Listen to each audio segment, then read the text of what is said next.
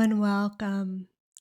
Tonight, we are going to take a closer look at a haunted house and briefly travel back in time.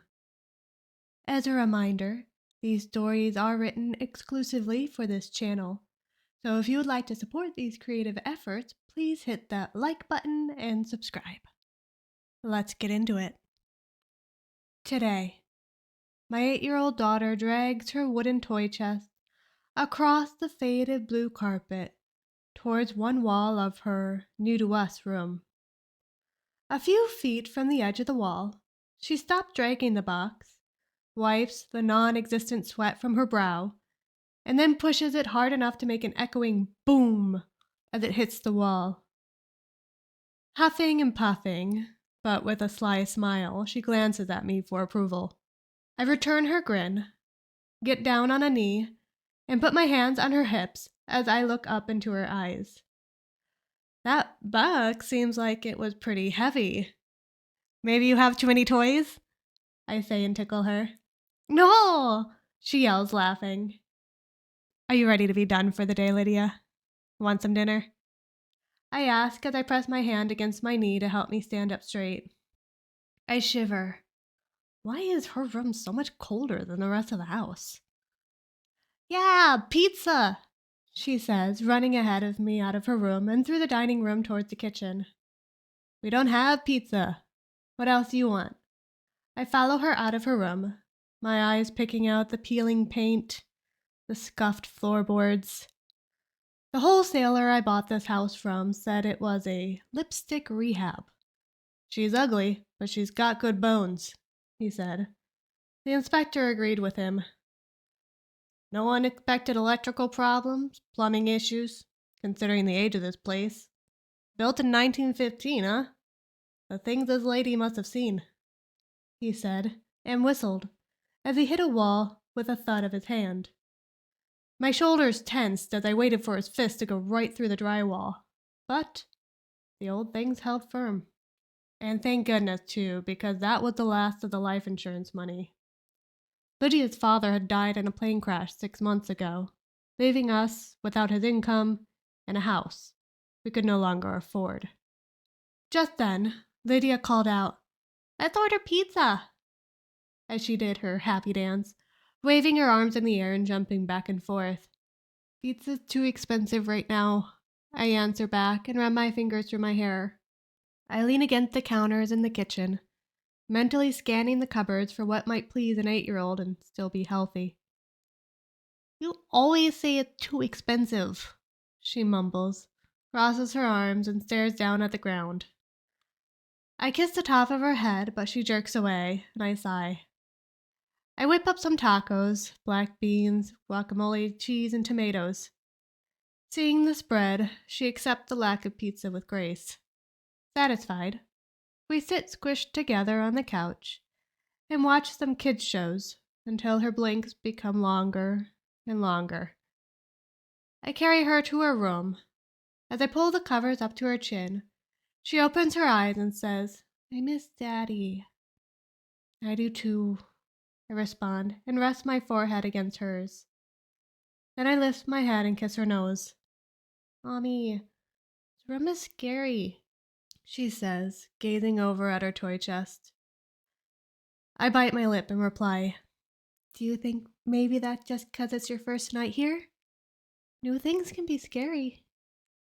I follow her gaze toward the chest. "Do you want one of your toys, sweetheart?" She shakes her head and uses both her hands to pull the covers up to her chin. I don't like that area by my toys. My breathing gets shallow, but I swallow and tell myself that she's just a kid in a new place. There's nothing scary by the wall by her toys. I brush the hair back on her head. "Want me to stay here until you go to sleep?" Placated, she smiles and closes her eyes, and I sit next to her, but keep checking over my shoulder. When Lydia finally drifts off to sleep, I'm relieved to get out of there, even as I tell myself I'm being ridiculous. I stand up and tiptoe back towards the TV room. As I cross the threshold of her room, I hear a whack, almost like when the inspector had knocked against our wall. I stand still, holding my breath. I wait an entire minute, but I don't hear more, so I relax and continue towards the living room, excited to watch something for adults. I'm still on the couch, with only darkness creeping in through the edges of the curtains, when I feel Lydia pressing herself, trembling against the left side of my body. In other words, she's huddled on the farthest side from her room. Her little hand taps my leg as she whisper shouts, "Mom! Mom!" My throat groggy with sleep, I ask, "What?" She moves her mouth so close to my ear that her lips touch my hair, and she says, "I hear something in my room, like knocking inside the walls." I sink into the couch and pull her into my lap, worried we might have rats. I stroke her back. "I heard that sound too. Just like one knock, right? Maybe two?" As Lydia shakes her head, it's one of those movements I can feel against my chest more than see, since she's clutching against me like I'm a full-size teddy bear. "It's a whole bunch of knocks," she corrects. At that moment, I hear a new sound coming from the direction of her bedroom. It's a clank, and then the sound of something hard rolling across the wooden floor outside of her bedroom. I grab Lydia tightly and whip my head towards the sound. On the floor, only an arm's length away from the bottom of the couch, is a round, yellow object like a coin. I don't even care to investigate. I pick up Lydia and sprint towards the front door, grab the keys off the holder, and get in the car. From there, we drive through the pelting snow straight towards the nearest police station. Exactly 100 years ago. The clear glass bottles clink against each other, sending a jingling sound resonating through the house. Her Mikey, who was awake after only 4 hours of sleep and half a bottle of whiskey, the sound of the rattling bodies crawls like a mosquito into his ears. Mikey's colleague, Donnie, carries a large box of mason jars full of liquor. As Donnie ambles towards the bedroom to join Mikey, Mikey shouts at him, "Donnie, drop those bottles and it's coming out of your paycheck." It's prohibition, and booze means money. Reaching the bedroom at last, Donnie sets the carton of alcohol on the dusty floor and pants. Mikey glances sideways at Donnie and smirks. "You need to start taking better care of yourself, Donnie. Maybe try lifting more of those jars than you drink." "Let's just put the product away," Donnie answers, as he runs a hand self-consciously over his protruding stomach. He's still catching his breath when he gestures for Mikey to take the liquor he had brought over. "You put it away, Donnie. I'm here to supervise." Mikey crosses his arms. "You're not the boss, Mikey. I don't have to do all the heavy lifting. And hey, where's the cash from the sales? Didn't Bobby turn most of it into gold coins? He told us both to count it." Donnie pulls on the lapels of his pinstripe suit and rises up on the balls of his feet, trying to look taller. "Bobby gave it to me to hold on to," Mikey spat at Donnie. "He only did that because you were standing closest. We're both supposed to keep track of it. Accountability and all that," Donnie said, having recovered his breath by this point. He steps closer to Mikey and put his hand on his worn leather belt, near but not touching his gun. "Hey, keep your distance. We're supposed to hide the coins and booze in the house. Make sure the cops can't find the good stuff if they raid, you know?" Mikey lightly kicked the couple of briefcases next to him, their weight reassuring him of the presence of gold. Donnie pounds a fist against the wall and speaks in a low, measured voice. "I'm sick of your shit, Mikey. Call me fat, I don't care. Do not steal money and try to pin it on me, because I know that's what you're doing." Donnie takes a few more steps towards Mikey. "Those bags of cash and coin are from years of sales. Bobby will kill me if any of it goes missing." Donnie's fingers brush over his leather belt towards his gun, while Mikey's eyes fixate on Donnie's hand. "Donnie, I'm not cheating," Mikey starts to say, but it was too late. "Liar!" Donnie roars, and yanks out his gun. But Mikey has been in this business too long to let this hothead take him down. While Donnie was still reaching around his back, Mikey grabbed one of the mason jars. He throws it at Donnie's head. The jar hits Donnie's skull with a crack and drops to the ground, still intact. With Donnie off balance, Mikey uses the full force of his body to tackle Donnie to the ground.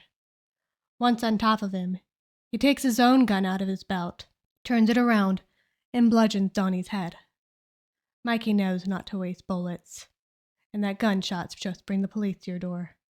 Once Mikey could see Donnie's brain leaking out, he jumps to his feet, energized by the kill. He was made for this life. He opens one of the mason jars and takes a swig. He wipes his mouth, then begins breaking the plaster in the wall behind Donnie. When the hole is big enough, he pulls out the insulation and shoves Donnie inside, grateful for the first time that the cheap builders hadn't bothered to insulate well. He has a little insulation, he chuckles as he grabs the briefcase and puts them in the hole with Donnie. Here, why don't you hold on to the cash? Mikey says, laughing. Several days later, Mikey reseals the wall with Donnie, the cash, and the gold inside. He had intended to go get the cash one day, but the life of a gangster is hard, and Mikey died later that year, before he could get the cash out. Today, the kindly police officers send a car back to the house with us. As two of them step up to the door, Lady and I stay back and wait in the car. It's difficult to see the officers through the snow, but after about 15 minutes, they exit the front door and head over towards us. I can assure you there's no one in the house, but we'll keep an officer nearby in case anything happens, the policeman reassures us. I nod, numbly, and try to thank him even as my brain screams at me that they missed something, that someone is hiding in our house ready to attack us. I swear I can feel the presence of someone besides Lydia. But I breathe deeply.